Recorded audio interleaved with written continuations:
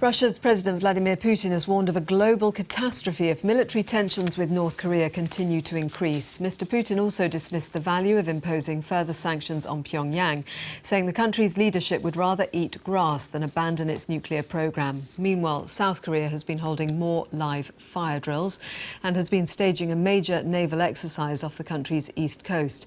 A South Korean commander said the North's forces would be buried at sea in the event of a further provocation.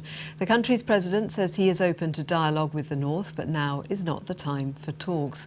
China, the North's main ally, is still urging caution and has called for a return to negotiations. Our correspondent John Sudworth is in Dandong on the border between China and North Korea.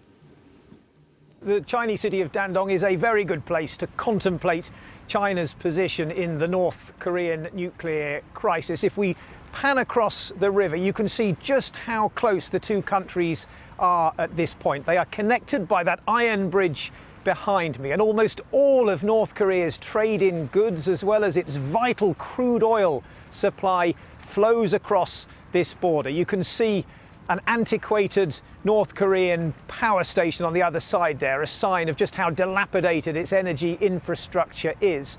Donald Trump's argument, of course, is that China could, if it wanted to, simply force North Korea into submission by turning off this lifeline. But when you look at this proximity, you can see why the Chinese leadership see things very differently indeed. Their fear is that pushing North Korea towards regime collapse will bring chaos and instability, factional infighting, possibly even war, right up against this border. And that is why Beijing is insisting that it will not contemplate a total trade embargo. It will not contemplate talk of military options.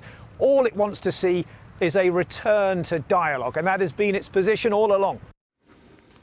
John Sudworth, well, we can get more on the comments from President Putin, who's speaking in China this morning. We can join our Moscow correspondent, Sarah Rainsford.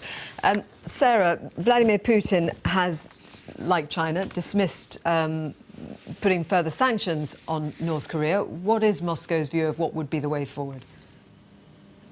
He has, that's right. Russia's position quite similar to that of China. In fact, Russia and China have put forward a roadmap for resolving the crisis on the Korean Peninsula.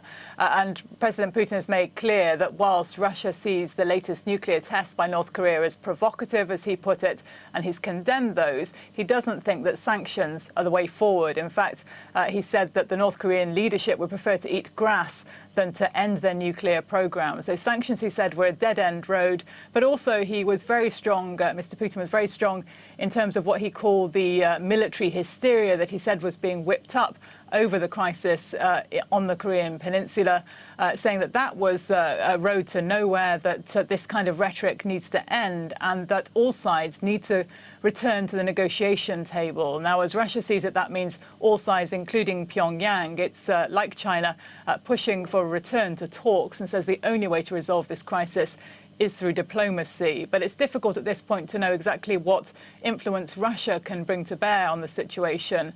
Certainly it has very important historic ties with Pyongyang, but in terms of economic leverage or political leverage even, it's difficult at this point to know how much pressure Russia can actually exert on North Korea. Thank you very much, Sarah.